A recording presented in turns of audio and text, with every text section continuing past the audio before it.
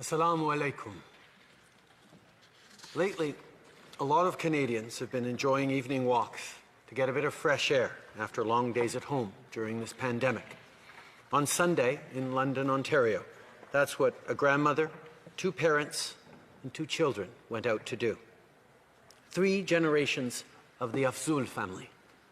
Salman, Madia, their children Yumna and Fayaz, and their grandmother. But unlike every other night, that family never made it home. Their lives were taken in a brutal, cowardly, and brazen act of violence. This killing was no accident. This was a terrorist attack motivated by hatred in the heart of one of our communities. Monsieur le Président, je suis horrifié par l'attaque qui a enlevé la vie à 4 membres d'une famille et blessé gravement un petit garçon de 9 ans, dimanche soir à London, en Ontario. Nous sommes de tout cœur avec leurs proches durant ces moments extrêmement difficiles. Et on espère tous que le petit garçon pourra se remettre de ses blessures rapidement, même si on sait qu'il vivra longtemps avec la tristesse, l'incompréhension et la colère causées par cette attaque lâche et islamophobe. Ce n'est malheureusement pas un cas isolé. La grande mosquée de Québec, the cowardly murder of Mohammed Aslam Zafis at a mosque in Toronto, the violent attacks against Black Muslim women in Edmonton, and so many other people across the country who faced insults, threats, and violence. They were all targeted because of their Muslim faith. This is happening here in Canada, and it has to stop. Monsieur le Président, on ne doit pas s'habituer à cette violence. On ne doit pas se laisser désensibiliser. On ne peut pas accepter que ça devienne normal. Chaque fois qu'on est témoin de cette haine, on doit la dénoncer. Et ça commence par des petits gestes. Words matter. They can be a seed that grows into an ugly, pervasive trend. And sometimes they lead to real violence. The jokes that are not funny, the casual racism, the insinuations that are only meant to diminish, the toxic rhetoric, the disinformation and the extremism online, the polarization we see too often in our public discourse and in our politics. As leaders and as Canadians, we not only have to say enough is enough, we must take action. We cannot allow any form of hate to take root, because the consequences can be far too serious. We've seen it in Christchurch. We've seen it in other places around the world, and we've lived it here at home. Right now, Canadians are outraged by what happened on Sunday, and many Muslim Canadians are scared.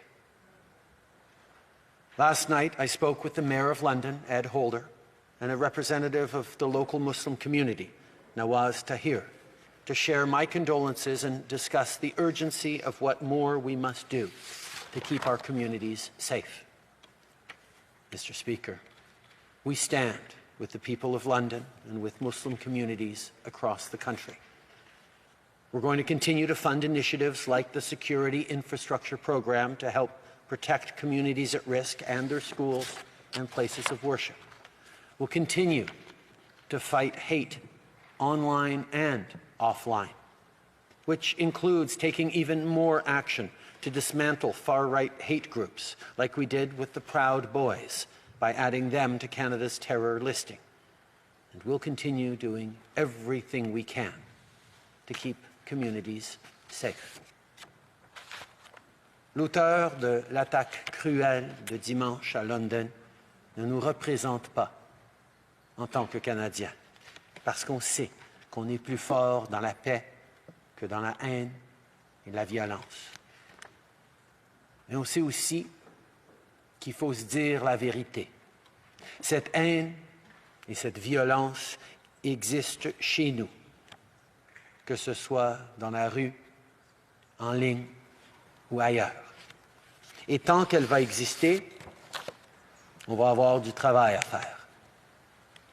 Mr. Speaker, if anyone thinks racism and hatred don't exist in this country, I ask to them this: how do we explain such violence to that child in hospital? How can we look families in the eye and say, Islamophobia isn't real?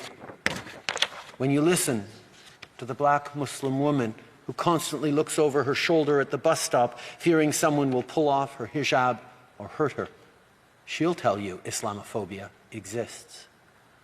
If you listen to the parents who beg their children not to wear traditional clothes for fear of them being harassed or attacked simply for what they're wearing, I'll tell you, racism exists. Muslim families have often felt uncertain or even fearful when they go out in the streets wearing traditional garb. The reality is, most Canadians haven't necessarily been aware of that fear that far too many racialized and Muslim Canadians carry with them anytime they go outside. If the attack in London has any